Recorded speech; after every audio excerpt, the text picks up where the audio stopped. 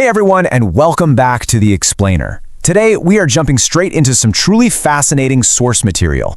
We're going to unpack the anatomy of a farewell address delivered by a U.S. senator from Louisiana who also just so happens to be a medical doctor. You know, when a public figure steps down after a long tenure, their final words often serve as this highly distilled philosophy of their entire time in office. And this particular address, it provides a really striking blueprint for how we might measure true leadership, personal character, and the heavy responsibilities of holding public office. It's a compelling text that lays out some very specific rules for political behavior, and we're going to break it down step by step to uncover its core arguments. Okay, let's dive right into this. Here is our roadmap for today. We've distilled the speech into 5 distinct pillars. First up, participating in democracy. Second, we'll look at the medical metaphor. Third, constitution over individual. Fourth, redefining conservative action. And finally, judging true leadership. All right, kicking things off with part 1, participating in democracy. To really get the weight of this address, we've got to ground ourselves in the context. 12 years. The speaker heavily emphasizes the absolute immense privilege of representing their state and country for over a decade. So this isn't just a casual observation from some newcomer, right? This is a philosophy forged right there in the trenches of the Senate over a long period of time. Now, we all know that in a democracy, things, well, they don't always go your way. But the speech outlines some explicit hard red lines for post-election behavior. No pouting, no whining, absolutely no claiming the election was stolen, and no manufacturing excuses. Instead, it demands a completely contrasting ideal, simply thanking the voters for the privilege of serving. Basically, the speech frames the acceptance of a loss as a foundational duty of participating in a democracy. Let's move to and see how this builds into our second section, the medical metaphor. This is where the speaker's unique background really comes into play. The address leans heavily on a profound duality from his time as a physician. Quote, "Medicine teaches you that words can uplift and words can destroy." Think about it. In a medical setting, a doctor's words can give a patient immense hope, or they can deliver absolutely devastating news. The senator takes that exact diagnostic power of rhetoric and maps it directly onto the political stage. The argument here is that a leader's words, they're never just words. They are active tools that have a very tangible impact on the health of the entire public. Which brings us to this concept of the burden of trust.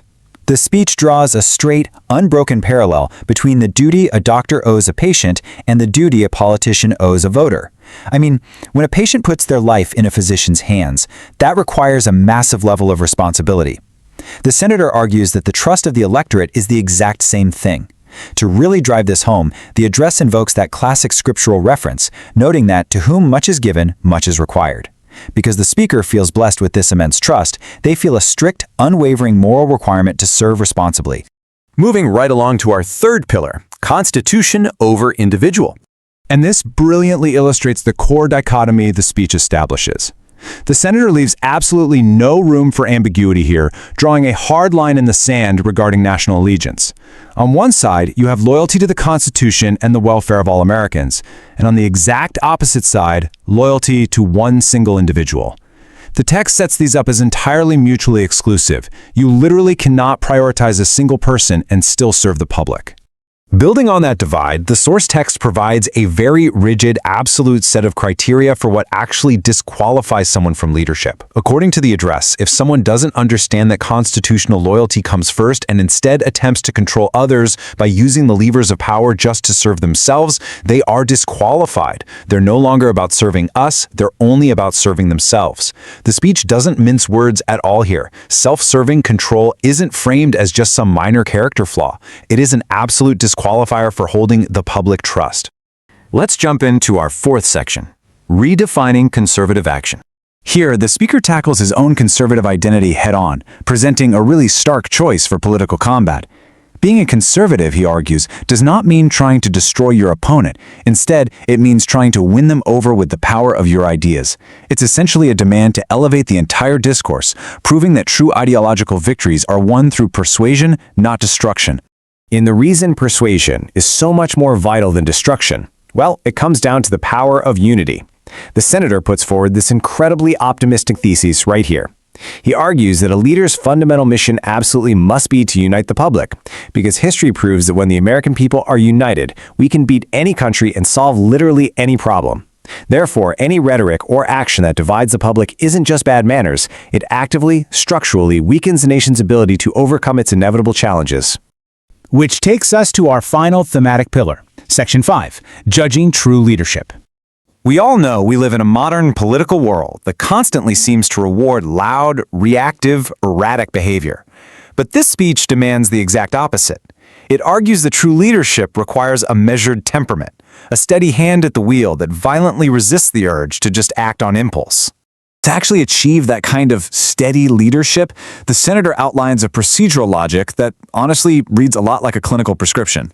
Step 1, you have to think through the consequences beforehand. Step 2, only then do you embark on the action. And Step 3, you prevent the American people from suffering the fallout.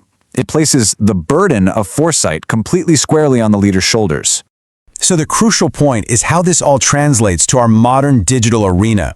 When talking about online vitriol, the senator states, "Insults only bother me if they come from somebody of character and integrity." It's kind of a brilliant mic drop moment, making the observation that people of true, genuine character simply don't spend their time trying to destroy others on the internet. Which brings us to the end of our explainer today, leaving us with this really provocative question to chew on. Based on everything the source material just laid out, the rejection of whining after a loss, the medical duty to use words to uplift, the absolute requirement for a steady temperament, and the refusal to engage in online destruction, does the way a leader responds to loss and handles online criticism ultimately reveal their true loyalty to the Constitution? The speech strongly suggests that personal character and constitutional duty are just totally intrinsically linked. It's a fascinating framework for evaluating anyone who asks for the great trust of the voter. Thanks so much for joining me for this explainer. Keep asking those big questions, and I'll see you next time.